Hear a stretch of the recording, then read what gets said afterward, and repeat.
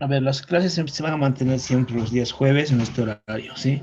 Salvo algunas excepciones. Entonces, entiendo que estas 2 semanas, no sé por qué no hemos pasado clases, pero tema avanzado, ¿no? Y lo mismo va a pasar esta tarde. Entonces, no sé qué estará pasando con su curso. Entonces vamos a empezar la clase, vamos a hablar de lo que es ahora patologías de la glándula suprarrenal. En este caso vamos a hablar de la enfermedad de Addison. Bien, tenemos que hacer una breve reseña, una revisión sobre lo que es la fisiología y anatomía de la glándula suprarrenal. La glándula suprarrenal pesa aproximadamente 3 a 5 centímetros, 5 gramos, mide de 6 por 2 centímetros, se encuentra en el polo antero-inferior del riñón, ¿sí? En la parte antero-inferior del riñón, son un número de 2. Anatómicamente, la glándula suprarrenal está compuesta por dos porciones, una medular y una glomerular. La medular es la encargada de la secreción de mineralocorticoides. La glomerular se subdivide en 3 capas, de dentro hacia afuera: la corteza, la fascicular y la reticular. La corteza es la encargada de producir aldosterona y la fascicular y reticular la encargada de producir cortisol y andrógenos. Bien, ¿cuáles son las funciones de los corticoides? Al igual que las glándulas tiroideas, los corticoides actúan en todos los sistemas, regulan casi todo, tienen una acción en todos los sistemas, ¿sí? Bien. Entre las acciones que tienen los corticoides podemos mencionar a nivel cardiovascular. Están indicados tienen la acción de aumentar la contractilidad o regular la contractilidad a nivel del músculo del miocardio, a nivel de la resistencia vascular periférica junto con la aldosterona, a través de sistemas renina, angiotensina, aldosterona, produce la absorción de sodio y excreción de potasio. Bajo este mecanismo aumenta el volumen extracelular, por lo tanto regula la presión arterial. Bien, otros. Permítanme un momentito. Bien, esos son los mecanismos de la glándula suprarrenal.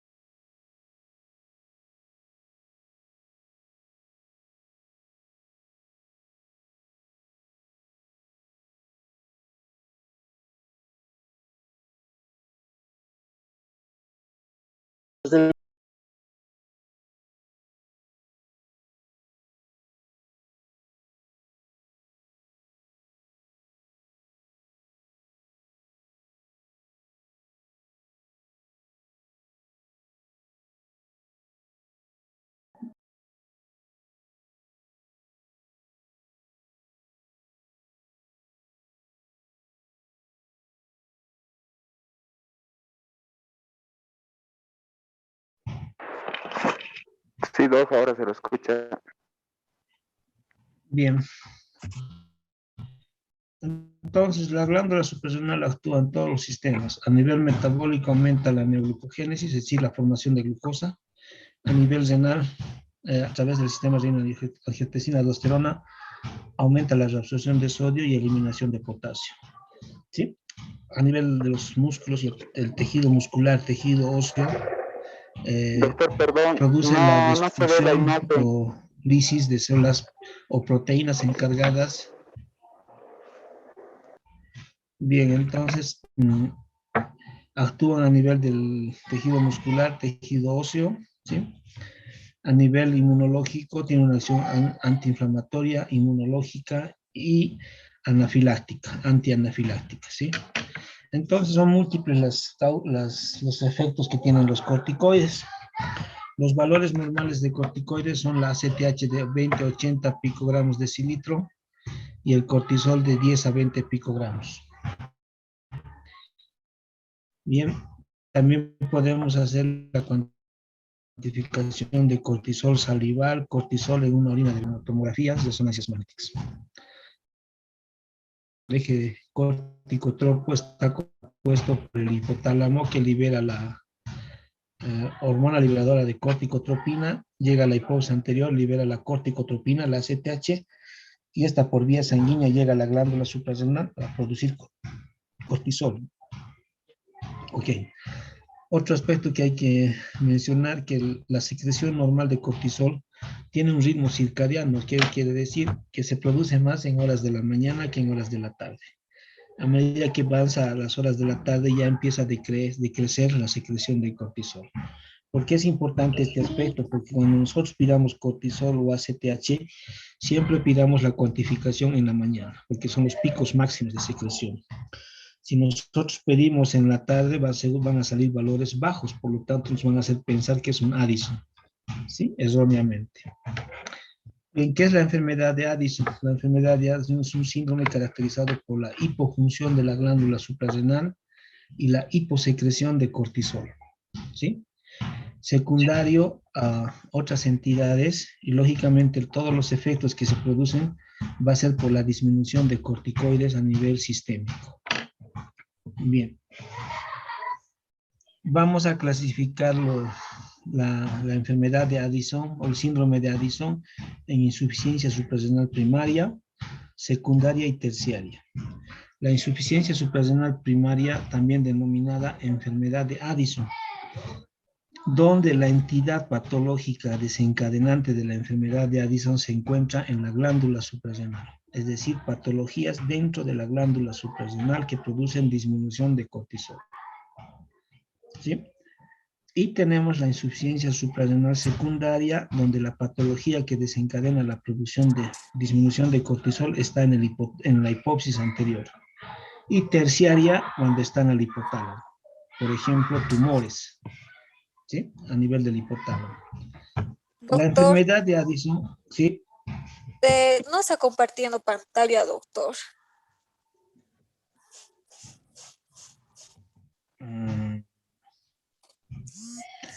No entiendo por qué, porque aquí ya está.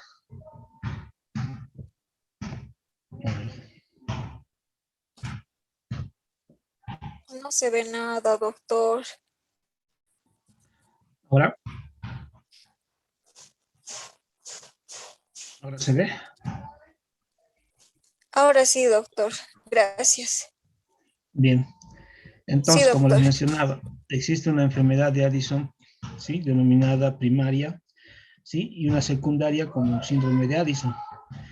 En la secundaria principalmente está dada por el cese brusco de corticoides en forma prolongada cuando son utilizados en altas dosis, también denominada como síndrome de Cushing exógeno, que después vamos a tratar esta patología por separado. La enfermedad de Addison principalmente está dado por adrenalitis autoinmune, es decir, patología autoinmune, producción de autoanticuerpos que destruyen a la glándula suprarrenal, por lo tanto no habrá producción de cortisol. Y la tuberculosis adrenal, tuberculosis extrapulmonar a nivel de la glándula suprarrenal. El 90% se deben a estas dos causas. En países de primer nivel, primer mundo, siempre van a estar autoinmunes, pero en países de tercer nivel, ¿sí? Como sea Bolivia, Perú, qué sé yo, en países tercermundistas, la principal causa de Addison es la tuberculosis extrapulmonar a nivel de la glándula suprarrenal. Entonces, en nuestro medio nosotros tenemos que identificar, si vemos que es un paciente con Addison, posiblemente se trate de una tuberculosis. Es la principal causa, ¿sí? Bien.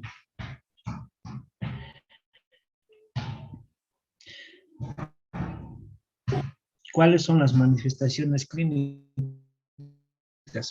Las manifestaciones manifestaciones clínicas del Addison es sistémicas en todos los sistemas, ¿sí? Puede haber hiperpigmentación puriano, puede haber amenorreas, disminución del líbido, puede haber dolor abdominal, hipotensión arterial, hipoglicemia, debilidad muscular y principalmente hiperpigmentación.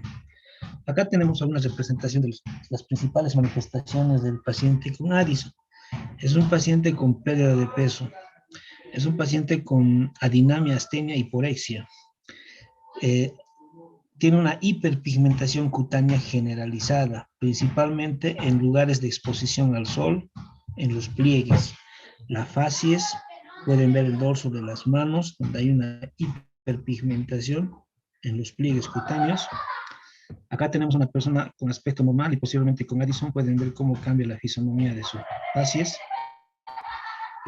La hiperpigmentación también puede estar abarcando mucosas, como ser carrillos, ¿sí? Como también puede ser el dorso de la lengua. La hiperpigmentación negruzca a nivel del dorso de la lengua, también denominada el signo del perro, lengua del perro. Cuando ustedes vean a un animal, a un perrito, y revisen la lengua, van a ver que ellos tienen hiperpigmentada la lengua. No ocurre normalmente en el ser humano. Esta hiperpigmentación melánica es denominada el signo del perro. Otra característica que llega a tener este tipo de pacientes es la hipotensión arterial. El porqué de la hipotensión arterial, les he indicado que los corticoides hacen que haya reabsorción de sodio, el cortisol y la aldosterona a través del sistema renina-angiotensina-aldosterona produce la reabsorción de sodio. Y lógicamente, al haber una reabsorción de sodio, hay un aumento del volumen extracelular y esto va a aumentar la presión arterial. Pero si le falta cortisol, lógicamente lo contrario, estás perdiendo sodio, por lo tanto existe hipotensión arterial. A nivel sistémico va a haber hipoglicemia, porque el cortisol ayuda a la formación de la neoglucogénesis en el hígado. Si no existe cortisol, por lo tanto, menor formación de glucosa. También a nivel abdominal existe dolor abdominal intenso que remeda a un abdomen agudo. ¿Sí? Se asemeja a un abdomen agudo de las características. La fisiopatología del dolor abdominal agudo es diferente a cualquier patología abdominal. Tiene una fisiopatología endocrinológica, ¿sí? También existe adinamia, astenia, pérdida de peso. Este tipo de pacientes tienen una característica a nivel general que consumen bastante sal. Ya son pacientes que tienen sensación de sal, es decir, consumen cucharas enteras de sal. La fisiopatología de esta característica clínica está dirigida a la falta de cortisol, ¿ok? Entonces, cuando vean un paciente con posible Addison, pregúntenle cómo es su hábito alimentario respecto a la sal. Les va a decir que yo consumo mucha sal, ¿sí? Entonces, pueden ver las imágenes, lo que más nos llama la atención es la hiperpigmentación, ¿sí? Los signos como la lengua del perro, la hipotensión, la hipoglicemia, el dolor abdominal, la sensación de sal, pérdida de peso. Entonces, ante la presencia de esta sintomatología, el paso siguiente es la cuantificación hormonal para determinar si efectivamente se trata de un Addison. Entonces, ¿qué es lo que pedimos? Cortisol y ACTH en horas de la mañana, ¿sí?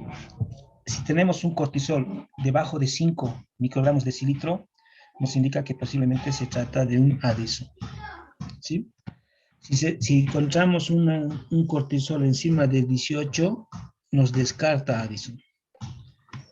Bien, entonces, ¿qué pasa si encontramos un cortisol de 5 a 18? Entonces tendremos que pedir ACTH, ¿ok? El ACTH no solamente nos ayuda a identificar que se trata de un Addison, sino que también nos ayuda a identificar que se trata de un Addison primario, secundario o terciario. Reitero, si encontramos un cortisol debajo de 5, es Addison. El cortisol nos va a ayudar para determinar dónde está la entidad nosológica, o estará en la glándula suprarrenal o en el hipotálamo o hipófisis. Si el ACTH está elevada, nos indica que es una insuficiencia suprarrenal primaria, que la patología desencadenante está en la glándula suprarrenal. Si el ACTH está bajo o normal, nos está diciendo que la patología está a nivel del hipotálamo como de la hipófisis anterior. Se dan cuenta que el cortisol bajo nos identifica que es Addison. Y el ACTH nos va a identificar dónde está la entidad patológica. Yo indico si el ACTH está bajo, normal, y me dice que hipotálamo posiblemente sea el lugar desencadenante del Addison, lógicamente el paso siguiente será pedir una tomografía contrastada de hipotálamo para buscar una tumoración. Si yo no hago esta disociación, esta discriminación nosológica, no utilizo este algoritmo, erróneamente voy a pedir una tomografía de cráneo, viendo que la patología está abajo, está en la glándula suprarrenal. Entonces, si yo hago un buen análisis y utilizo de forma adecuada este algoritmo, lógicamente tal vez yo pida una tomografía, una resonancia de la glándula suprarrenal, para tratar de buscar granulomas, para tratar de buscar tuberculosis suprarrenal.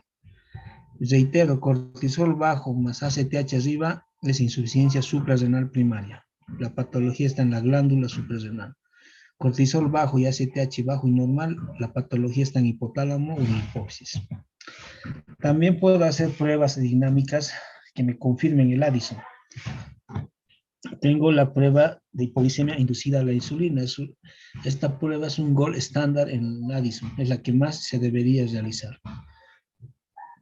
Consiste en la administración de insulina cristalina, 0.1, 0.25 unidades kilogramo peso, endovenoso, luego valora los signos de hipoglicemia o cuando el paciente llega a presentar una glicemia de 40 después de la administración de insulina,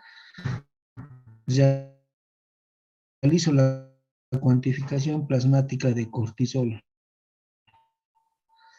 en 4 oportunidades, 30 minutos, 60 minutos. Yo induzco a la hipoglicemia.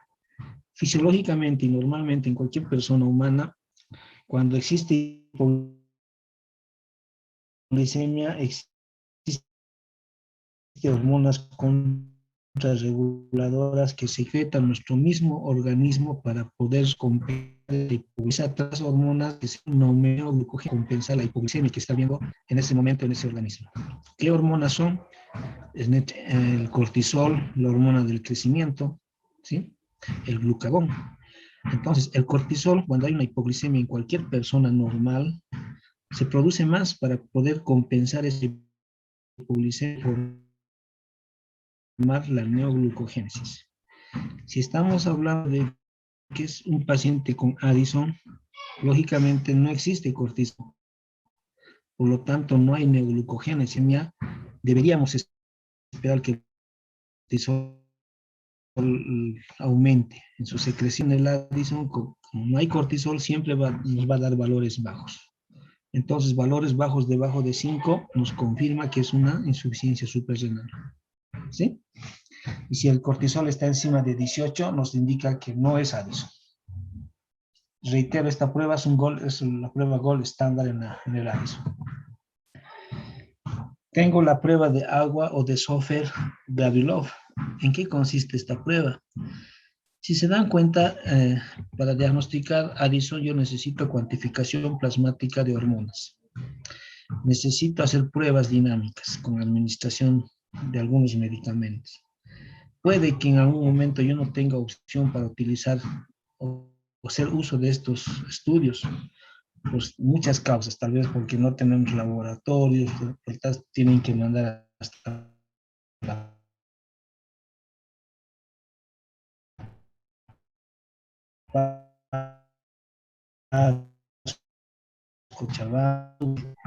yo puedo utilizar esta prueba que es fácil. Tenga 20 ml kilogramos de peso de agua normal en 30 minutos. Pónganle 1500. En los primeros 30 minutos, 7 de la mañana. Le hago ingerir al paciente. Cuantifico la diuresis en las próximas 5 horas después de haber administrado el agua. ¿Sí? Normalmente en cualquier persona normal, cualquiera de nosotros ingiere gran cantidad de líquidos, como son 1000, 2000, a la media hora, a la hora siguiente, seguramente vamos a orinar más, ¿sí? Vamos a tratar de eliminar lo que hemos ingerido. Normalmente vamos a orinar 1000, 1200, ¿sí? En las próximas 5 horas, una persona normal, ¿sí? Lo que pasa en el paciente con Addison es que orina menos del 20%. Es decir, va a orinar 100 ml en esas 5 horas. ¿Ok? Todo se debe a la fisiopatología del Addison, a la disminución de cortisol. El cortisol regula la diuresis a través del sistema renina-angiotensina-aldosterona. Es decir, cuando hay una disminución de cortisol, hay una disminución en la diuresis, básicamente. Entonces, ¿qué hacemos? El primer día, después de haber realizado esta prueba, vemos que el paciente orina menos del 20%, 25%. Esa noche le administramos corticoide exógeno, dexametasona 8 miligramos endovenoso, 11 de la noche, y al día siguiente hacemos la misma prueba. Y vemos que tras haber consumido 1500 de agua, en las 5 horas próximas, ha orinado ya más del 50, más del 90%. Si se dan cuenta, no existe, hace que disminuya la diuresis en este tipo de pacientes. Y la prueba se basa en el hecho científico de que administramos cortisol exógeno y ha aumentado la diuresis. Entonces, ¿qué me está diciendo? Que no existe cortisol en su organismo. Entonces, esta prueba es dinámica, es fácil de realizarla y la seguimos realizando para diagnosticar Addison. ¿Ok? Exámenes de gabinete. Vamos a pedir una radiografía de tórax, básicamente para buscar signos de tuberculosis pulmonar. Y vamos a tratar de buscar el signo de la silueta cardíaca de gota, el signo de la gota cardíaca. ¿Qué quiere decir? Es una silueta cardíaca en forma de gota. Un paciente con Addison siempre tiene esta característica, que la silueta cardíaca tiene es bien delgada y tiene una forma de gotita. Se denomina el signo de la gota. Entonces, característico de la tuberculosis extrapulmonar en la glándula suprarrenal. Y podemos pedir tomografías abdominales para ver las glándulas suprarrenales, si existe alguna tumoración. Normalmente en la tuberculosis suprarrenal, la glándula suprarrenal está grande en los primeros años de evolución y luego va a empezar a disminuir de tamaño. La resonancia magnética también para ver la glándula suprarrenal y viendo si es primaria o secundaria, terciaria, hipotálamo, hipófisis. Tratamiento. El tratamiento en qué se basa. Si le falta cortisol, entonces habrá que hacerle tratamiento sustitutivo hormonal con hidrocortisona. 15 a 30 miligramos, 2/3 de esta dosis en la mañana, 1/3 en la noche, tratando de imitar el ritmo circadiano del cortisol. Podemos utilizar también prednisona, 5 en la mañana y 2.5 en la noche. Podemos acompañarnos de un mineralocorticoide para evitar la hipotensión arterial de este tipo de pacientes, como la fludrocortisona de 0.1 miligramos día. Y lógicamente, con el tratamiento de sustitución hormonal con corticoides hemos suplido la deficiencia de cortisol en este paciente. Pero el efecto desencadenante de este cortisol ha sido la destrucción de la glándula suprarrenal. Entonces, ¿qué tenemos que hacer? Complementar con tratamiento con antituberculoso.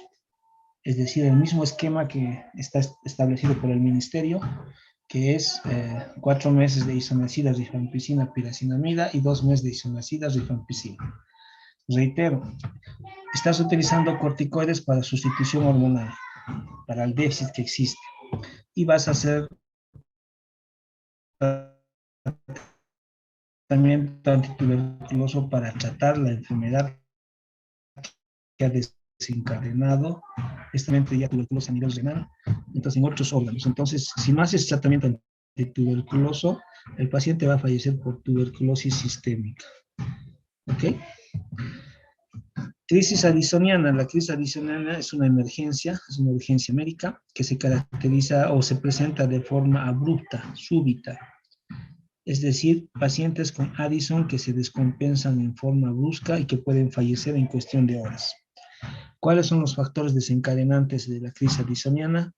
Son pacientes que tienen Addison, que concomitantemente se les ha suspendido bruscamente los corticoides, ha habido una disminución brusca de los corticoides o no han sido dosificados adecuadamente, pacientes con patologías concomitantes como pancreatitis, quemaduras, intervenciones quirúrgicas, procesos infecciosos como neumonías, empiema, sepsis, hemorragias digestivas. Es decir, entidades clínicas muy aparte que condicionan o que descompensan al paciente con Addison. Y lógicamente las manifestaciones serán en un extremo todas las que hemos hablado.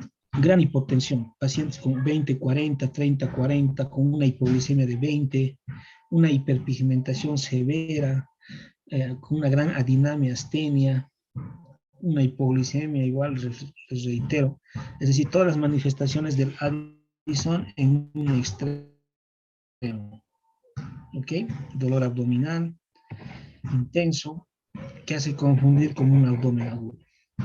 Entonces, si les menciono que es riesgo de vida, seguramente este paciente va a fallecer en las próximas horas. Por lo menos en mi experiencia yo he visto unos 2 o 3 pacientes que han fallecido así de forma abrupta, en quirófano o en emergencia. Es decir, ingresando a sala fue un paro. Entonces, primero que este tipo de pacientes tiene gran hipotensión. Cualquier persona, cualquier profesional en salud, si uno ve que tiene hipotensión, lo primero que hace es expandir, poner soluciones, bastante líquido para tratar de subir esa presión. Pero pónganse en cuenta que la fisiopatología de esa hipotensión es por déficit de cortisol. Por más que le expandas al paciente, no va a aumentar su presión. ¿Por qué? Porque lo que le falta es cortisol.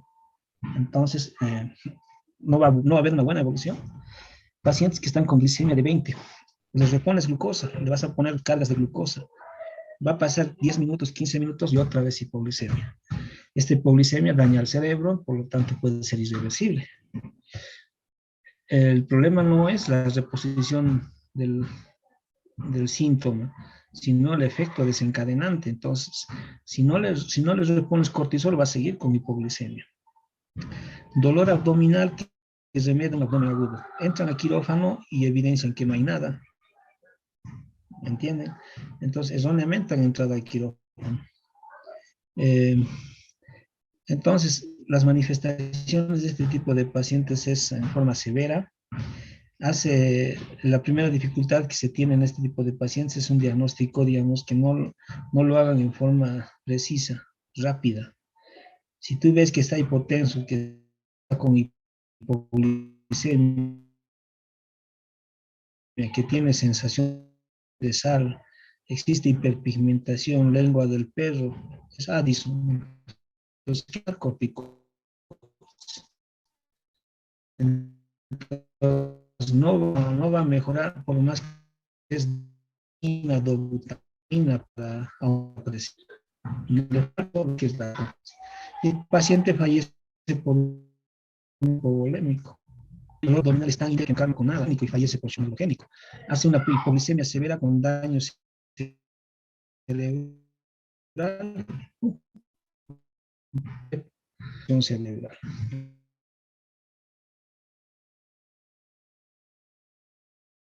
El tratamiento básicamente es reposición de corticoides, tanto glucosalino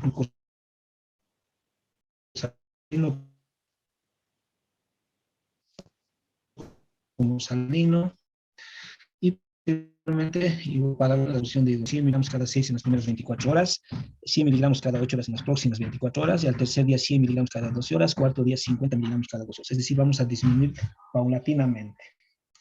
Y lógicamente acompañado de tratamiento antituberculoso. Es decir, sustitución hormonal con hidrocortisona. ¿Hablando, viejos?